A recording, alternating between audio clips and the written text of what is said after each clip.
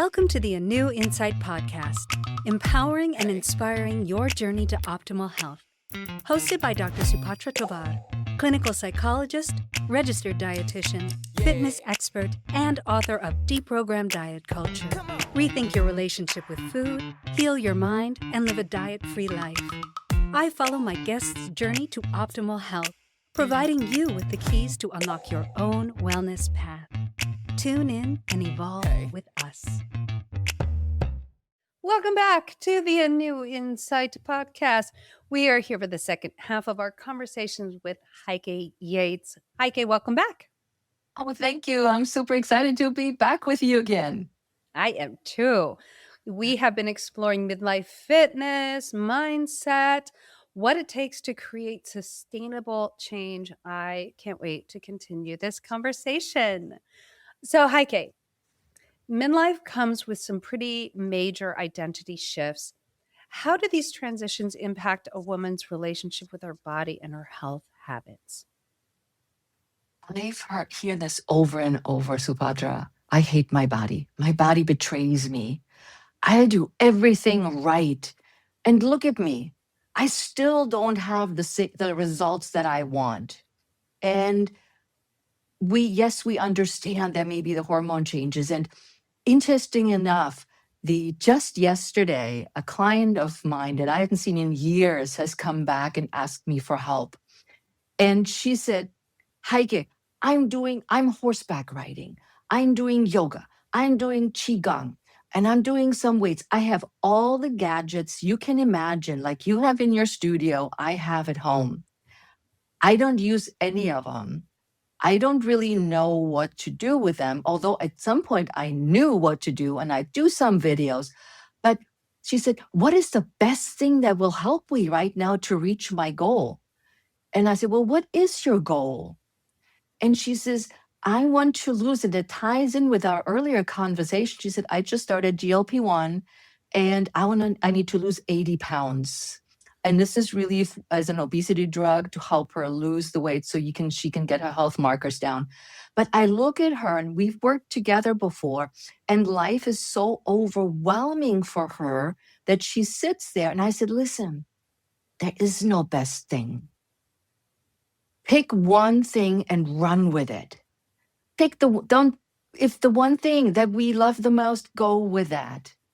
Your body is not betraying you. And she said, I started and I only lost 2 pounds. And she had been on the drug for 2 months. And I said, listen, this is a conversation between you and your doctor and not with me. I am not a doctor. I'm not any physical background. I can't help you with this. But what I can help you with is really understanding your body and what really is amazing about your body. Because she had complained that her thighs are humongous. She said, what can we do about those thighs? And I said, be proud of those thighs. You need them for horseback riding. They would carry you through life. You're a woman. Find the spots that really, you go like, wow, my legs are really strong. This is great.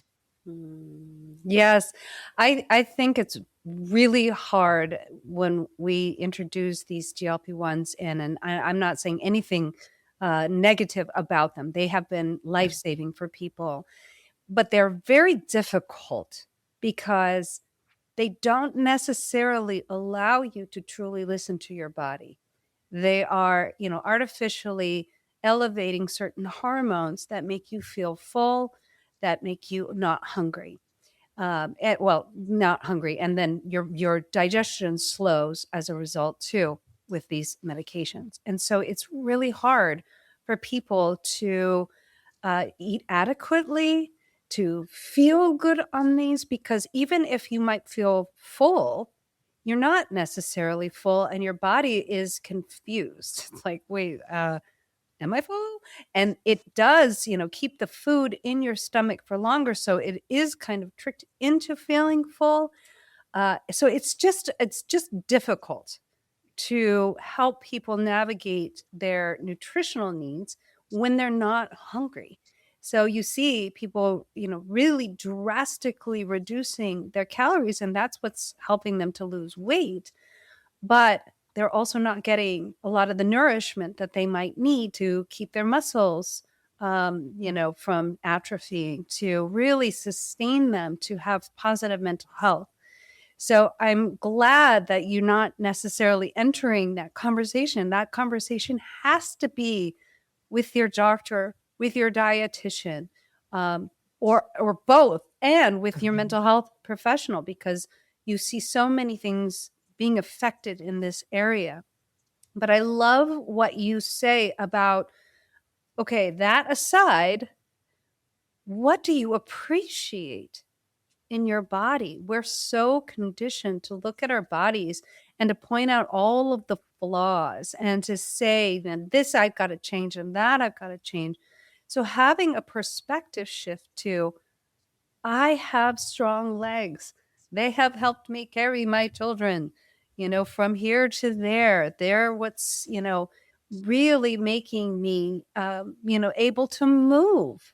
And I think having that perspective shift is so important. But I think it comes down to some all or nothing thinking. How can women begin, and men too, shift toward a more flexible and sustainable approach without feeling like they're losing progress? It's either all or nothing for a lot of people.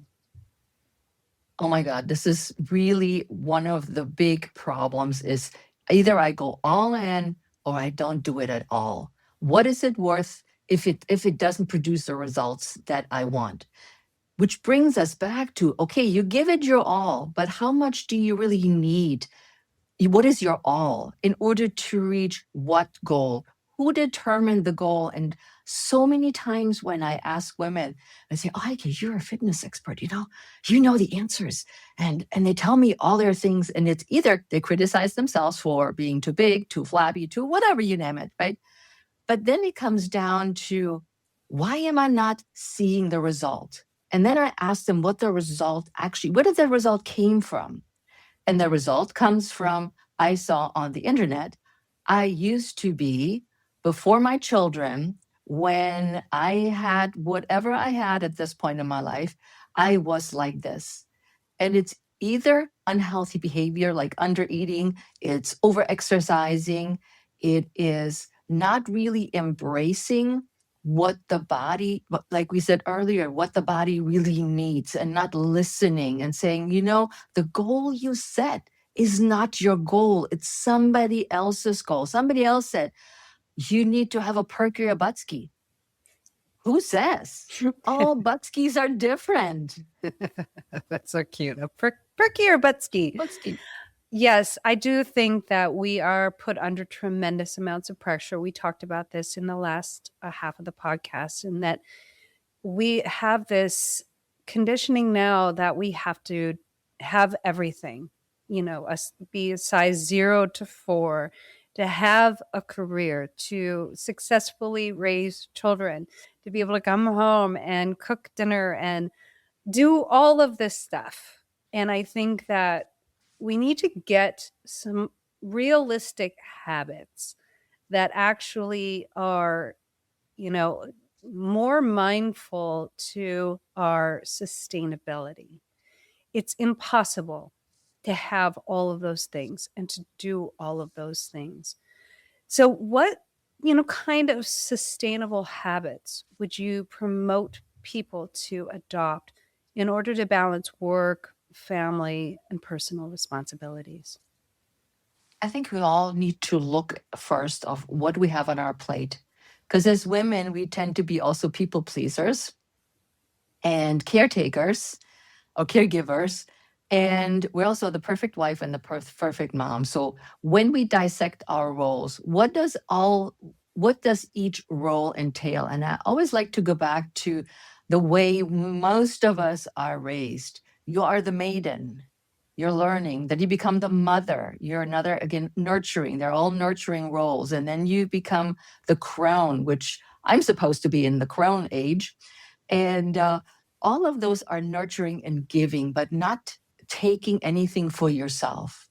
Mm-hmm. So I want people to look at each role that they have in their life, whether it's be the grandmother, the executive or whatever it is your role, what are the roles that you have taken on that you feel you must fulfill to be perfect, Mm. be this all or nothing person? And what are the things that you can let go of or give away? Like, especially with work, I'm thinking you can delegate. You can delegate work to other people or say, no, I'm not taking on this project if you just know it's way too much. And really put yourself, or trying to put yourself first, which I know it's so, so hard to say no, to deny maybe babysitting hours, or tell your parents, well, I'm not coming over this weekend. You have to figure it out yourself. And it's so, so hard. And I think we've been impregnated with these three roles: the mother, the maiden, the mother, and the crown.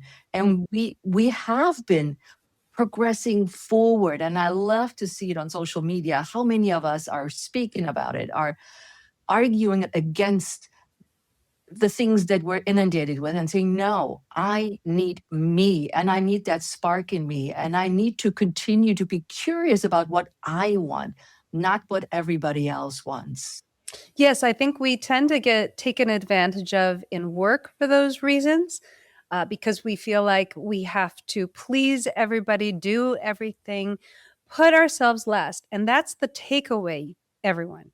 Putting ourselves last is not sustainable.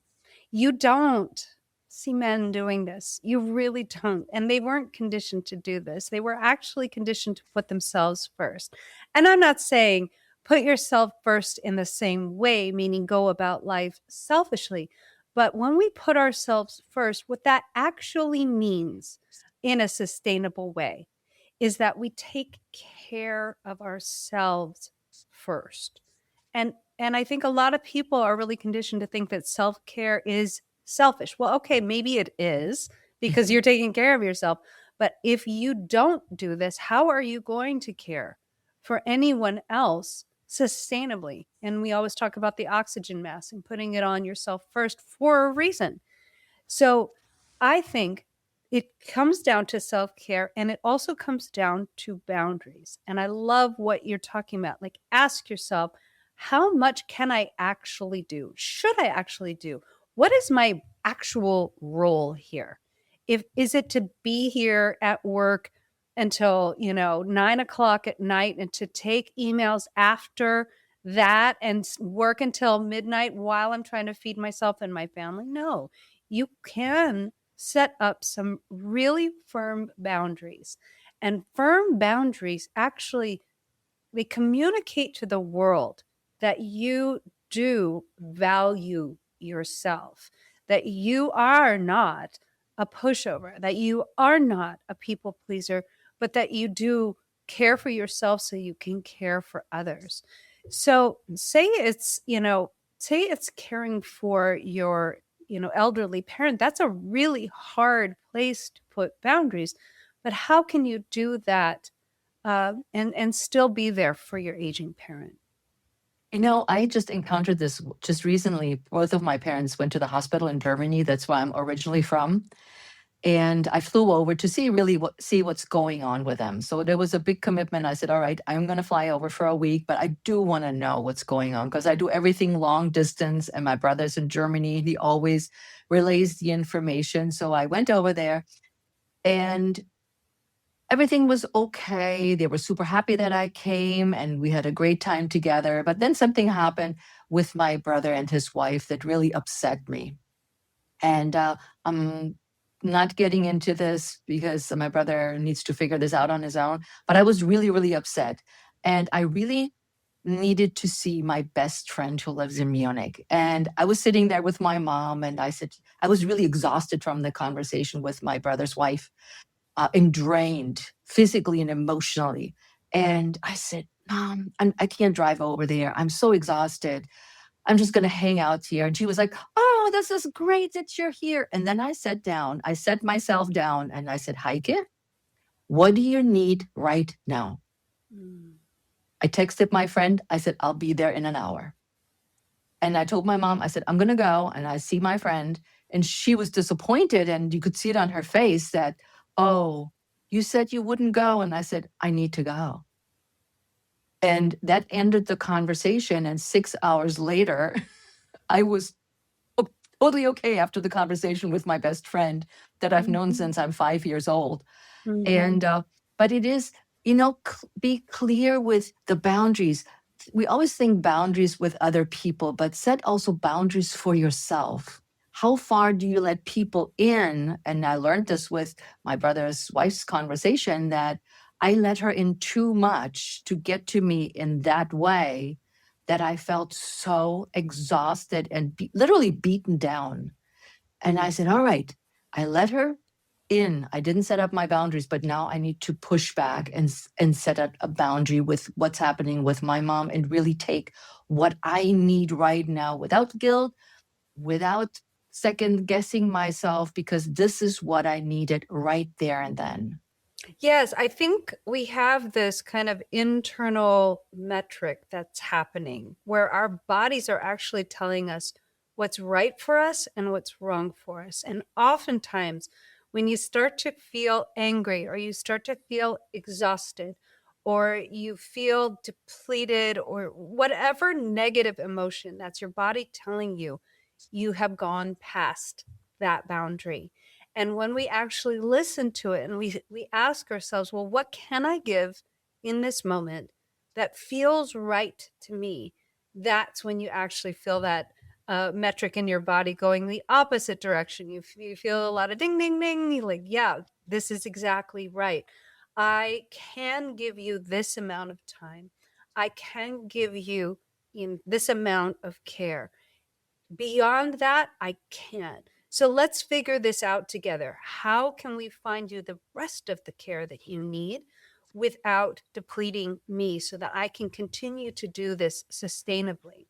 When you look at that kind of model, you can see that that can be applied in every single aspect of your life with your kids. Like, how much can you give them? How much is realistic for you if you're working, right?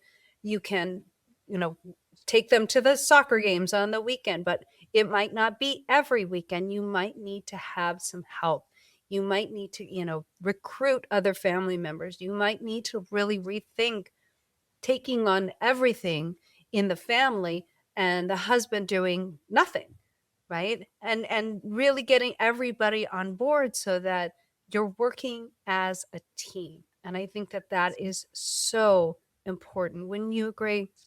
Yeah, absolutely. And we oftentimes don't include our community because we don't want to inconvenience other people, or are hesitant to ask for help.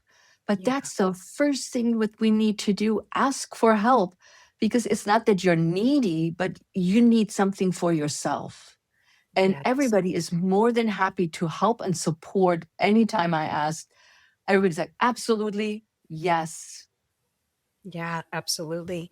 So let's go back to what might work in terms of rebuilding trust for the body. I think you've talked about this somewhat. We talked about this a little bit in the last half, that dieting in particular takes you away from trusting the body. You tend to look at the body as a math equation. If I have this many calories in and if I exercise this many calories out, then I'm supposed to lose this much weight. And it doesn't work. It really doesn't work. It may work for a little while in your 20s and 30s, and then it really starts to backfire. Or what you see in your 20s and 30s is you go on the diet, you lose the weight, and then you immediately gain it afterwards. How, and when you look at the diet itself, the diet keeps you from really listening to your body. So, what are some of the ways that you suggest people really learn how to rebuild that trust with their bodies? When we think about the whole health and wellness realm, is you know so much. Look at what you already know. Look at how your body is responding at the moment, because it does change literally every 5 years at least, where we need to do something different. And really trust what you know is a good thing, because we oftentimes say, oh, what I've learned in the past It worked back then. It doesn't work now, but we've learned something through the process. Mhm. We learned that calorie counting is not the thing, that over exercising is not the thing, but it doesn't mean that you have not learned to build a healthy diet. It doesn't mean you've learned how to properly do weight training or do a good Pilates workout, that you know your alignment in the body. So you've learned these bits and pieces. Take those bits and pieces and move with them forward. And Mhm. take and said, you know what? I really enjoyed a dumbbell training. That was my favorite thing. I want to do it differently this time. And I know I have good form. Take those things that you've learned in the past because they weren't wrong. It's not that whatever else you did before was wrong. It may have worked, it may have not worked, but you learned something in the process. Take that knowledge and put it forward to where you are now. What can you take away from that you can apply now? Mhm. And so in that sense, there's a bit of that's a cognitive effort where you are like examining what worked in the past and then seeing how you can tweak or modify it to work now. I would add on that a lot of people stay only cognitive in what they're thinking about doing for their bodies. They're like, okay, and calculating and, being logical about it. And I honestly think that the only real way into like being in the body is through the nervous system. It's not through our thoughts. Our thoughts are very important. They are extremely important. But when we are listening to the body, we can only do that when our nervous system is regulated. I tend to, ask people to turn their thinking brain off for a little while and learn how to regulate their nervous system. And that can be through controlled timed breathing. That can be through bilateral stimulation. That can be through splashing cold water on your face. You know the difference when you are calm and relaxed as opposed to stressed out and in your thinking brain. And the moment when you're calm and relaxed, that's when you can actually tune in and listen to the body. That's when you'll start to hear what the body's actually saying. And normally, when you're in your thinking brain, you are pretty hard on yourself. I think if you were to actually like say those thoughts out loud, you'd be like, oh, I am the meanest person to myself in the world. But when you're calm and you're in your calm nervous system, it's really cool, y'all, because the voice that comes out is loving, kind. It's it's this beautiful voice. When I take people through this exercise of getting them into their nervous system, what I usually hear from them is like, "Oh, you need a nap," or I really want nourishment," or "I think I need a hug right now." And it's this loving, kind voice. And I think that we really need so much more of that than the calculating, thinking about what might come next, or, how we're supposed to kind of hack our health and all of these things. So I love your taking exercise into what feels right for you now. And I want to emphasize the feels, not the think.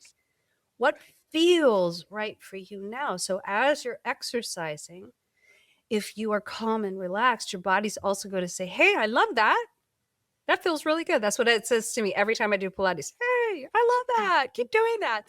And then if I'm doing something like jumping burpees, I am sorry. You cannot pay me to do a burpee. I don't like it. I don't like it. I don't like it. My body's like, stop it. Stop it. I hate that for my wrists. I don't like the jumpy. No, no, no, no. Listen to your body as you are working out, as you're exercising, and you're going to start to hear your body either sing or get really mad at you. And And I if you like just what made it you as simple as that, like just follow your bliss, follow your joy and exercise. Would you agree? Yeah, I like what you say about the tactile, like the tapping, or I love the breath work in Pilates. I go through the breath a lot and I focus a lot on the breathing because when the clients come to me and they're all over the place, it's like, okay, we start with breathing. We start with slow movement. Let's calm everything down, and then we'll go from there. And I've more often than not, people open up like a flower. They share with me things that were on their minds and they were not going to tell anybody, or they have these emotions and they start crying as they go through their exercises. And I said, no, this is a good thing. You're finally in touch with what you want. Yes, the thinking is great and you're the planning and peeling back and all of that. But then you take action to that. Once you exhaled, you're ready to go. Yeah, I could totally relate to that. That's actually why I went on to become a dietitian and a therapist, because I was like, I'm practically your dietitian and your therapist right now, although I need way more education for this. But I think that that's true. It's like once you start to do a Pilates routine, you're so connected to your breath that you cannot help but become regulated. Yep. And that is, I think, so important as you're exercising. So even if your exercise is, I love running, get connected to your breath and then ask your body how it's feeling. If it's starting to hurt, your body's like, hey, you got to slow down. You need to stop. Whatever the exercise is, connect to your breath, everyone, and you'll see and you'll hear your body talking to you. And I invite everybody to listen to that, because once you do, you become your own best expert. So Heike, how can people find you? What are all your handles and ways to find you and connect with you? People can find me everywhere with my name, Heike Yates, HeikeYates. Anywhere on social media. You'll find me most often on Instagram, on YouTube, and on LinkedIn. And my book, Pursue Your Spark, can be found also in any bookstore, either in softcover, in ebook version, or also as audiobook if you want to take me on a walk with you. So you can find me everywhere. I love that. And I think Instagram and YouTube and LinkedIn are the most fun of all the socials. So I'm most active on those as well. Well, Heike, it's been such a pleasure to meet you. I'm so glad to have you on my podcast. And I hope everybody goes and learns a little bit more about Heike so that they can pursue their own spark. Thank you, everyone, for tuning in. I'm looking forward to the next exciting conversation, and I hope you join me next time. Thanks for tuning into the ANEW Insight Podcast. Please remember, the contents shared on this podcast is for entertainment purposes only and does not constitute medical advice. Tune in next time and evolve with us.